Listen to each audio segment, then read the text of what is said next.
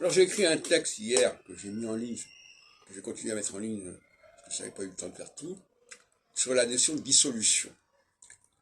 Pour moi, la dissolution, c'est l'arme par excellence de l'exécutif. Et elle lui est réservée d'ailleurs. Il peut ne pas en faire forcément un usage optimal, mais en tout cas, ça lui est réservé. Et paradoxalement, dans la réforme qui passait du septennat au quinquennat, on voulait justement ajuster le calendrier des élections législatives aux élections présidentielles. Du moment qu'on a gardé le droit de dissolution, ça répond à rien. Si par exemple Macron aujourd'hui dissolvait l'Assemblée nationale aurait un timing de durée qui ne correspondrait plus à celui du président de la République.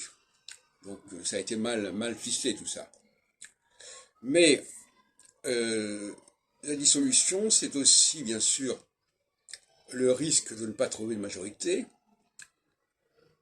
en faveur de ces projets, mais c'est aussi la possibilité pour une autre majorité d'émerger. Ce qui n'a pas été le cas actuellement, puisqu'il n'y a aucune majorité ni pour la motion de confiance, ni pour voter les textes, sauf en passant par le 49.3.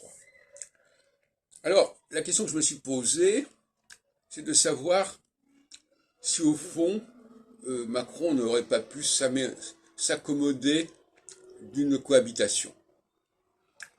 Cohabitation qui ne durerait pas forcément indéfiniment, puisqu'elle serait forcément liée à une coalition, et que cette coalition, elle peut ne pas durer longtemps. On peut même faire en sorte qu'elle ne dure pas longtemps.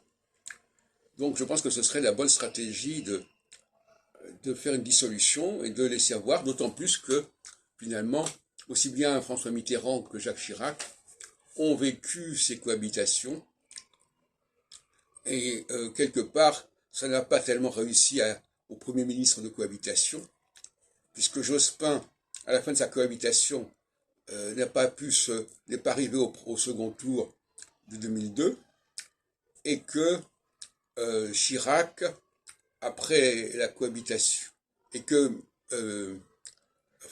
Mitterrand, après la cohabitation de 86, avec Chirac, a été réélu comme président et a pu avoir comme Premier ministre Michel Rocard.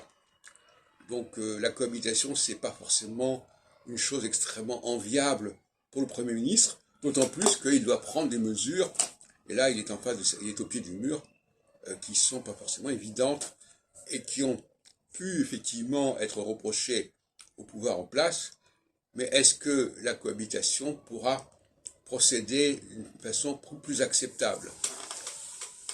That is the question.